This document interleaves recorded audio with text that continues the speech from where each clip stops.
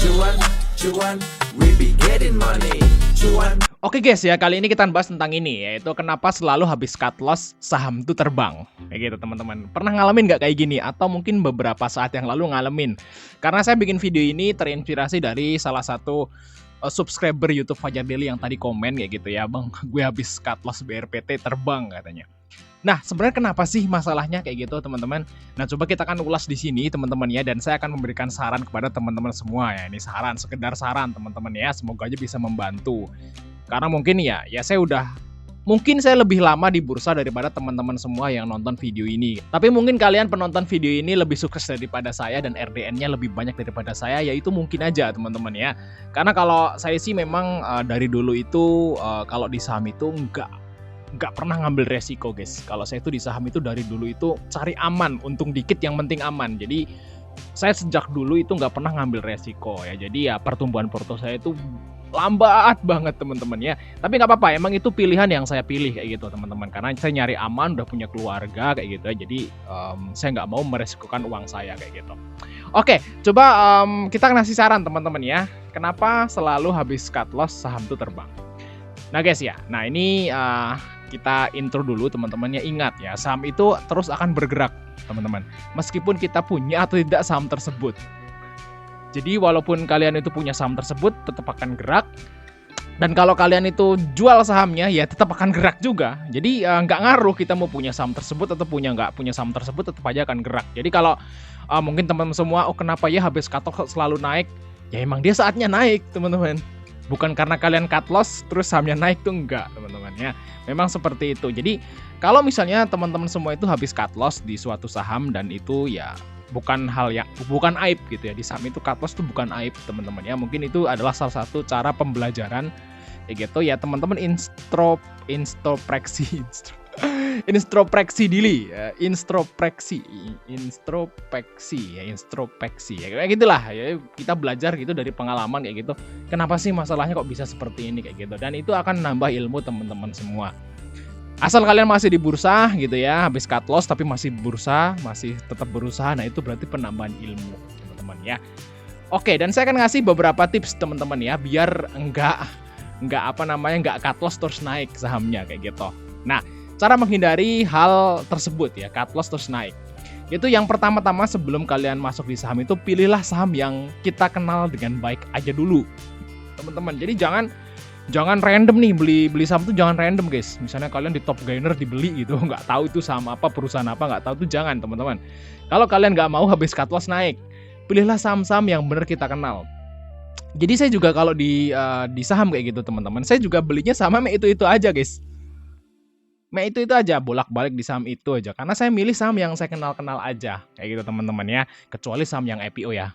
Kecuali saham IPO kan dia IPO baru. Tapi kalau yang non IPO gitu, saya hanya beli saham-saham yang saya kenal aja. Makanya pertumbuhan porto saya itu pelan gitu ya. Tapi ya untung, tapi pelan gitu. Nggak bisa berlipat-lipat kayak teman-teman influencer yang lain kayak gitu, teman-teman. Jadi ya pilih yang saham yang dikenal aja. Kalau prinsip saya secara pribadi kayak gitu, teman-teman, saya itu mendingan yang penting uang saya itu aman. Yang penting modal saya aman dulu gitu ya. Masalah untung atau enggak nomor 2 kalau saya, teman-teman. Jadi ya pelan-pelan aja kayak gitu. Nikmati aja ya, slow gitu, nikmatin. Kalau prinsip saya itu untung dikit nggak apa-apa, yang penting cukup kebutuhan keluarga dan saya tenang, psikologis saya terkendali, psikologis saya tenang, dan saya bisa main sama anak tiap hari, itu saya udah seneng banget. Mungkin tujuan saya sama tujuan teman-teman di saham itu beda ya. Kalau saya sih pengen tenang. Yang pertama tuh pengen tenang dulu kalau saya, teman-teman. Oke, yang pilih saham yang kenal dengan baik dari fundamental, pengendalinya, atau teknikalnya, teman-teman. Misalnya, oh ini fundamentalnya bagus dan saya kenal banget nih sama saham ini. Fundamentalnya bagus dan saya tahu sekali. Nah, kalau kalian udah yakin banget sama perusahaan ini kayak gitu, misalnya, oh saya yakin banget sama Bank Mandiri atau Bank BNI, ya udah dibawa turun 10-15%, ya udah santai aja gitu ya. Malah kalau punya duit nambah, karena udah yakin banget. Akhirnya, teman-teman, kalau kalian tuh pilih saham yang bener-bener yakin tuh nggak akan cut loss nantinya, teman-teman. Serius, hold, dan nantinya akan profit lagi. Sekarang marketnya rebound kan, profit lagi kan, kayak gitu. Kalau kalian pilih saham waktu itu ya, sebelum perang itu pilih saham yang nggak kalian kenal, itu kalian waktu beberapa minggu yang lalu pasti cut loss. Nah, tapi kalau teman-teman beli yang saham yang dikenal, nah sekarang kan balik lagi profit kayak gitu, guys. gitu ya. Dan hanya pilih saham yang bener-bener yakin aja itu di awal. Jadi kalau beli saham itu di awal bener-bener pilih dulu baru masuk. Jangan masuk dulu baru mikir. Nah, kebanyakan orang-orang yang suka cut loss itu dia masuk dulu baru mikir kayak gitu, guys. Oke ya, terus yang kedua nih. Itu pakai money management atau MM apapun yang terjadi. Misal kalian tuh yakin banget udah fundamental bagus, di bawah banget, yakin banget, ya tetap aja harus pakai money management. Misalnya 30-70 atau 20-30-50 dan sebagainya. Pokoknya dibagi gitu ya guys ya. Kalau turun bisa AVG down kayak gitu. Jadi tetap pakai money management kayak gitu. Ya tapi kalau teman-teman udah pakai money management, tentu aja pertumbuhan porto kalian itu nggak akan signifikan naiknya teman-teman. Karena kalau kita misalnya beli dulu saham 20% terus dia naik, kan kita cuma punya posisi 20% doang walaupun naik. Jadi ya untungnya tuh kecil, tapi aman teman-teman. Beda nih kalau kalian all in nih, misalnya saham bagus all in boom, tiba-tiba kalian jadi naga, kalau dia naik langsung kan semua sumber daya kalian masuk di satu saham, terus dia naik, wah kalian langsung jadi kaya kayak gitu.